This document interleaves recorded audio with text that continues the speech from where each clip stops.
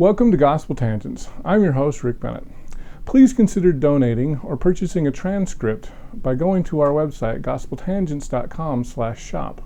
You'll help support other documentaries and podcasts such as this.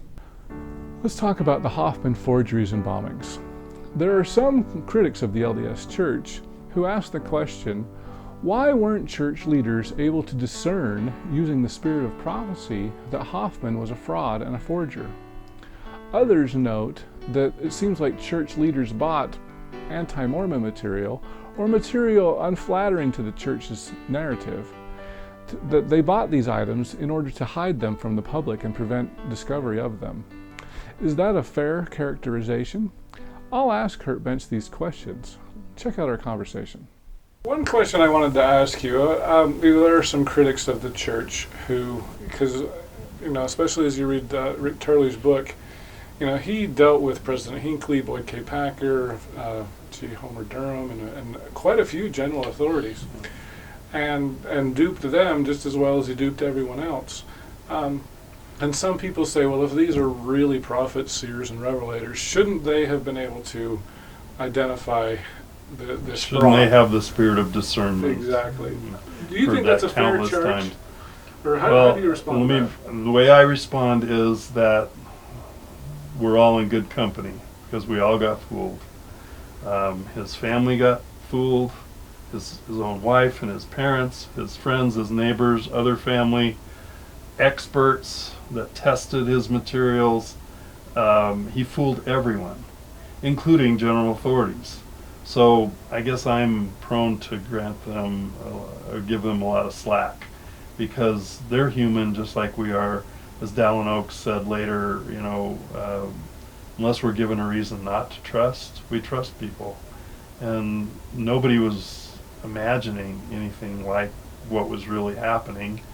And, I approach people on the basis of trust just like they did until you're given reason to no longer trust that person. So I don't think that they even would know to try to go beyond their normal human powers to try to discern something like that. They would have had no reason to be suspicious. I don't know how that works, but I think they were duped just like every other human that knew Mark. So I tend to be a lot more sympathetic because I felt just as stupid and taken and duped as anybody else, although I don't claim great powers of discernment. But I think that's a natural human reaction, is to believe someone that you have reason to trust. Mm-hmm. So I never did really understand why people would actually leave the church over that. I guess their expectations were much higher than mine. I don't expect human beings, even leaders, to have supernatural powers. That I don't know that they are granted any greater ability to discern that kind of thing than anybody else is. Maybe they do, but I just don't. I don't hold them guilty of anything other than, perhaps we were all a little too trusting, gullible. But in hindsight, we can see all that. But at the time, it just didn't seem like there was any cause to seriously question his honesty or integrity. And I feel for people who were very distraught over that aspect of, they were victims as well. But they had different expectations than I did of leaders. And I think a lot of it was because they didn't know their history very well and had lived too much in a black and white world. I tend to live in a world of gray more, and so I'm not as concerned, I guess, about things that don't seem to line up exactly. I think they merit investigation and serious study before you make serious decisions about the course of your life. So I feel bad for people who decided that they should leave because they felt that they were lied to by, not by Mark, but by the church, by the leaders, and just didn't jibe with what they thought about their religion. You mentioned that his wife, Kathy, or I don't know what his wife's name was. Dory. Dory. Dora Lee is her real name. She was Dory. duped as well. Yes. Do you maintain contact with her, number one? And number once in two, a while. Talk about her reaction. She said at a symposium one time, she was silent for a long time about all of this, kind of kept to she was a private person. The way she put it was that for a period of years she was asleep. She really didn't know what was going on, didn't really try to know what was going on. She was just sort of in this state of sleep when it came to what her husband was doing. And had she not been in that state, she might not have lived. If she had been suspicious of what he was doing, in that locked office, or, if she had been more inquisitive, then who knows what might have happened. But there's no doubt in my mind that she was totally in the dark about his activities, that he had duped her just like he had everybody else. There's some that wonder how a spouse would simply not know those kinds of things, but he lived a double life, and he was able to keep his true nature from everybody.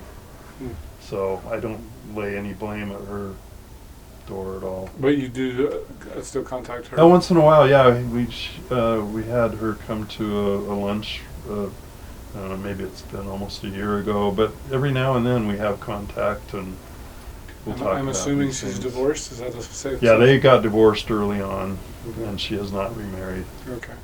And I know he has at least one child, because I know mentioned that she was in the hospital. He has, I want to say 4, Okay. but I could be wrong. And one kind of touching story is that his son, Mike, when he came of age, wanted to go on a mission, and Matt Christensen, Steve's dad, had, I don't know if he did it publicly, but he embraced Bill Hofmann, Mark's dad, at one point, and said that he forgave Mark for what he had done. But even more, when Mark's son wanted to go on his mission, Mac completely outfitted him with clothing and I don't know what all to help him get started on his mission. I thought that was pretty generous of someone who had lost his son to the father of. Yeah, well, that's cool. I think Mac's a really good guy. He is.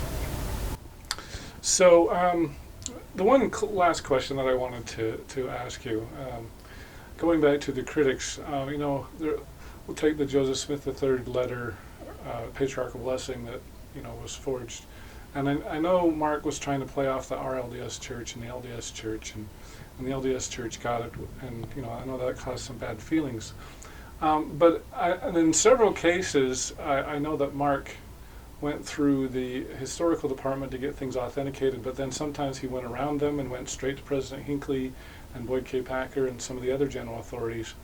And I know that Brother Hinckley, Elder Hinckley, he took some of those and just put them in the vault, and so the historical department didn't even know about some of these documents. And so some of the critics will say, well, take the Joseph Smith III, I mean, that's a potentially very important document.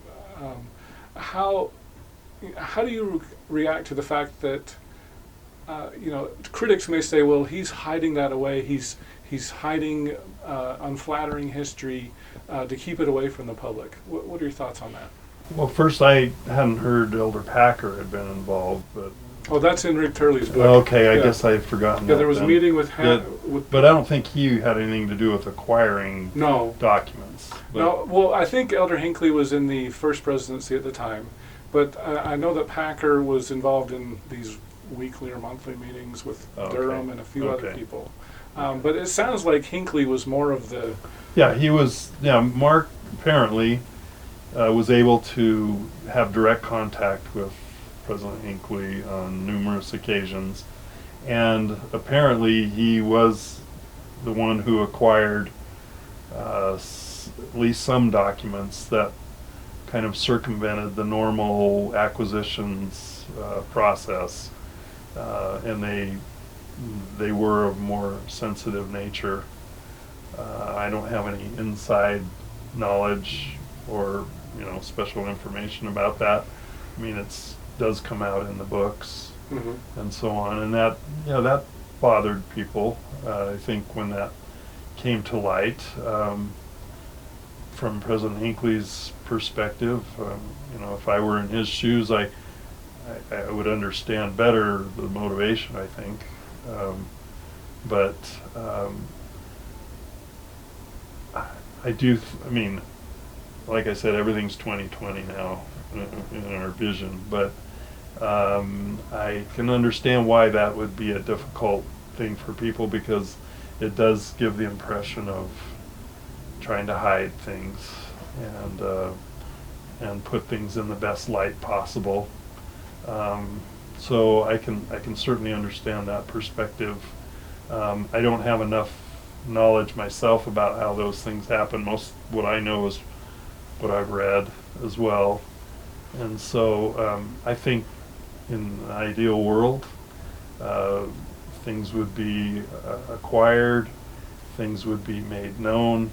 I think today we have a much higher degree of transparency than we did then, and I think things would be handled differently today than they were then. But I think we've made a lot of progress in that regard, and look at what has come forward, and that's kind of in the light of day because of modern scholarship and a more open attitude toward making our history more accessible and better known. I mean, look at the Gospel Topics essays, for example, on the church website. I think there's a much higher degree of openness and a desire to not keep things in the shadows. Mm-hmm. I hope you enjoyed our discussion with Curt Bench. As you can see, Hofmann had a big impact on church history and Mormon history, even if the documents he provided were fraudulent. How big of a role did Hofmann play on the decision by the LDS Church to shut down the archives to research? So yeah, it did make them re-examine everything, and I think it did have that effect of kind of closing things up out of fear and out of suspicion of what could happen. Click here to subscribe, click here for a transcript, and over here you'll see some other videos that we've done here on YouTube. We hope you'll use this as a valuable resource to learn more about Mormon history.